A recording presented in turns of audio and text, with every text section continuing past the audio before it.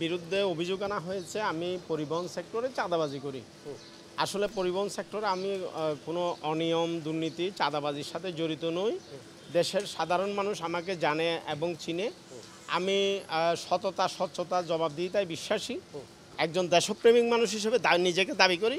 সেই কারণে দুদকের ডাকে উপস্থিত হয়েছি। একেবারে শুরু থেকে এই পর্যন্ত আমার যেই কয়টি ব্যাংক অ্যাকাউন্ট আছে, আমার স্থাবর অস্থাবর যেই কয়টা সম্পদ আছে, সমস্ত নথি আমি গত পরশুদিন চাওয়া মাত্র আজকে দুদকের দপ্তরে জমা দিয়েছি। আমি মনে করি আমি এই বিষয়টাকে ইতিবাচক হিসেবে দেখতে চাই।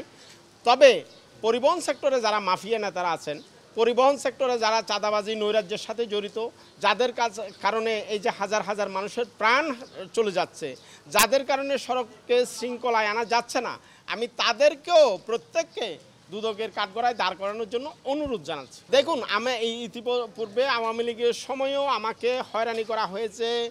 সানবিট সব দিবে সামাল।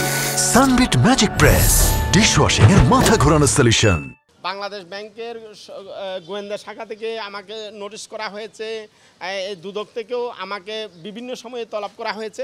কিন্তু আমি আশ্চর্য হই এবং বিস্মিত হই যে আমরা কিভাবে চলি। আমি মাত্র একটা 8,000 টাকা দামের ঘরে থাকি। আমার ছোট্ট 2টা বৈধ ব্যবসা আছে। এই বৈধ ব্যবসা আমার আয়ের প্রধান উৎস।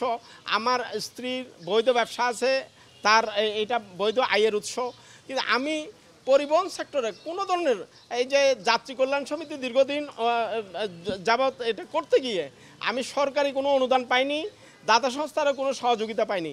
কিন্তু আমাকে বারবারে বিভিন্ন সময়ে এখানে ডেকে নিয়ে আসা, হয়রানি করা, এটা আমি মনে করি সরকার বিষয়টি ভালো করে দেখবেন এবং যারা প্রকৃতপক্ষে অপরাধী তাদের পেছনে সময় ব্যয় না করে আমাদেরকে নিয়ে সময় নষ্ট করা, আমি মনে করি এটা দুদকের জন্য শুভকর বলে আমি মনে করি না।